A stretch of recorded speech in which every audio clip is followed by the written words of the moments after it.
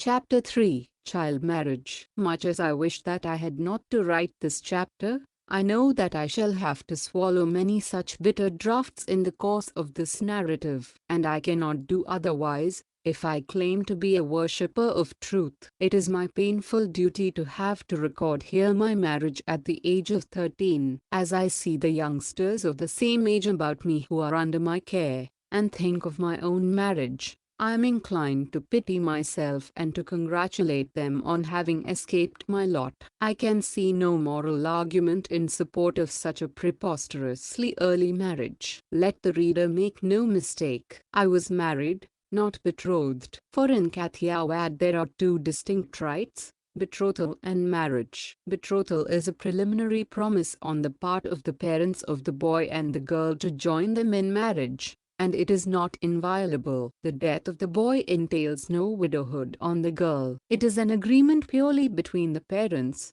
and the children have no concern with it. Often they are not even informed of it. It appears that I was betrothed thrice, though without my knowledge. I was told that two girls chosen for me had died in turn, and therefore I infer that I was betrothed 3 times. I have a faint recollection, however, that the third betrothal took place in my 7th year, but I do not recollect having been informed about it. In the present chapter I am talking about my marriage, of which I have the clearest recollection. It will be remembered that we were 3 brothers. The first was already married. The elders decided to marry my second brother, who was 2 or 3 years my senior, a cousin, possibly a year older, and me, all at the same time. In doing so there was no thought of our welfare, much less our wishes. It was purely a question of their own convenience and economy. Marriage among Hindus is no simple matter. The parents of the bride and the bridegroom often bring themselves to ruin over it. They waste their substance, they waste their time. Months are taken up over the preparations in making clothes and ornaments and in preparing budgets for dinners. Each tries to outdo the other in the number and variety of courses to be prepared. Women, whether they have a voice or no, sing themselves hoarse, even get ill, and disturb the peace of their neighbors.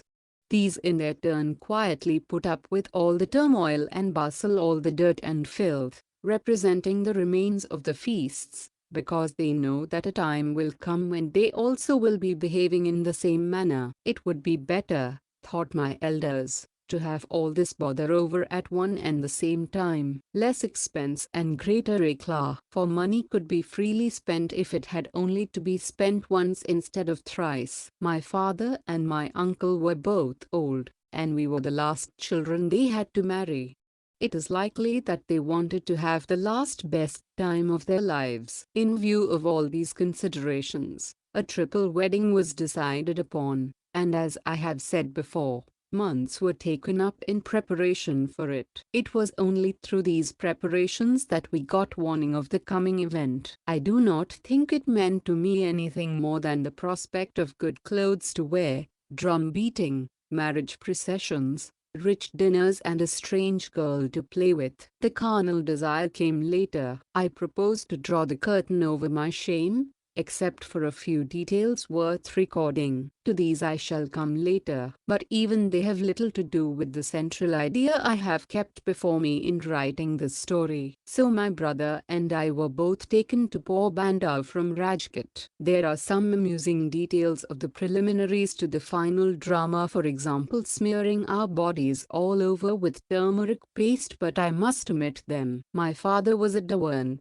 but nevertheless a servant, and all the more so because he was in favor with the Thakur Sahib. The latter would not let him go until the last moment, and when he did so, he ordered for my father special stagecoaches, reducing the journey by 2 days. But the fates had willed otherwise. Porbandar is 120 miles from Rajkot, a cart journey of 5 days. My father did the distance in 3, but the coach toppled over in the third stage, and he sustained severe injuries. He arrived bandaged all over. Both his and our interest in the coming event was half destroyed, but the ceremony had to be gone through, for how could the marriage dates be changed? However, I forgot my grief over my father's injuries in the childish amusement of the wedding. I was devoted to my parents.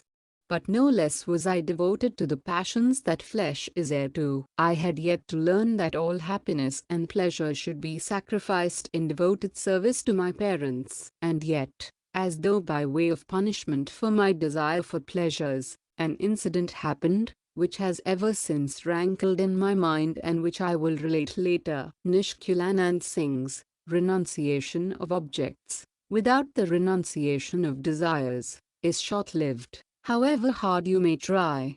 Whenever I sing this song or hear it sung, this bitter untoward incident rushes to my memory and fills me with shame. My father put on a brave face in spite of his injuries, and took full part in the wedding. As I think of it, I can even today call before my mind's eye the places where he sat as he went through the different details of the ceremony. Little did I dream then that one day I should severely criticize my father for having married me as a child. Everything on that day seemed to me own right and proper unpleasing. There was also my own eagerness to get married, and as everything that my father did then struck me as beyond reproach, the recollection of those things is fresh in my memory. I can picture to myself, even today, how we sat on our wedding days, how we performed the saptapadi, how we, the newly wedded husband and wife, put the sweet cancer into each other's mouth,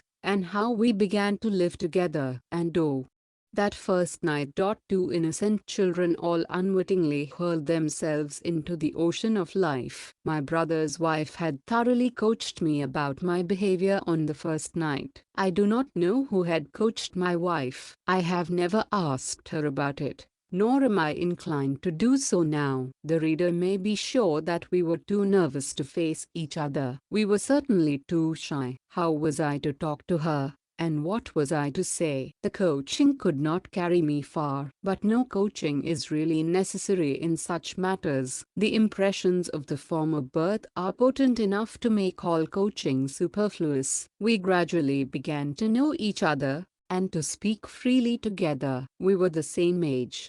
But I took no time in assuming the authority of a husband,